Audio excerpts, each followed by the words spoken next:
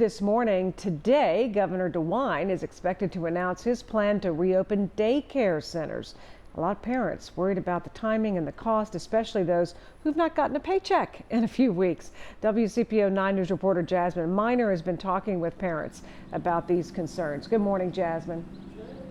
Well, good morning, Julie. Yeah, child care centers have been shut down for the most part for weeks now, except for the few pandemic-approved centers for essential workers.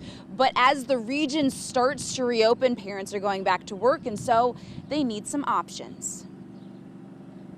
He's got 3 kids. It gets pretty heavy. Under the age of 5. Make sure they are sleeping and taking naps at the correct time so it wouldn't be so much of a heavy load on watching them. On his own at home, William Scott says he's trying to take a load off of his wife, a nurse at a local nursing home fighting the front lines of COVID-19. But she witnessed at work where people are dying. She get home and see that we're still here with our arms stretched out. Soon he'll get his turn to go back into the office, creating a need for childcare help many parents are about to face once again. Something in my spirit told me that, stay open because these parents are going to need us. These Precious Hands Child Development Center keeps its doors open, becoming pandemic approved by Jobs and Family Services. If we think you're going to cough, we're going to take your temperature. She says only 6 students are allowed inside one class at once.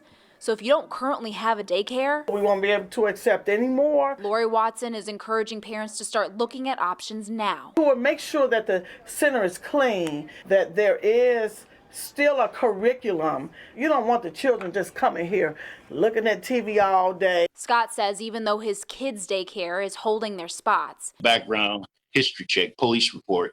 I want to see these things. He fears if they don't reopen, he'll have to scramble to find something else. Do have family members. And he knows not everyone has that option.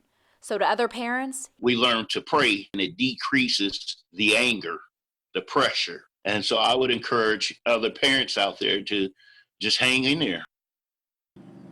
Now, I do just want to give you a little bit more information. Families who are below the poverty line are encouraged to apply for publicly funded child care. That's coming from the Jobs and Family Services. For perspective, the poverty line for a 3-person family is just over $2,300 a month, or about $27,700 a year. Now, Julie, there's still a lot of questions here on what are the new guidelines for daycares to reopen. We're going to be hearing from Governor Mike DeWine at his press briefing later this afternoon. Well, he's expected to go over some of those details, and of course, once we have that information, we'll be sure to share it with you both on air and online, WCPO.com. I'm reporting live, Jasmine Miner, WCPO 9 News.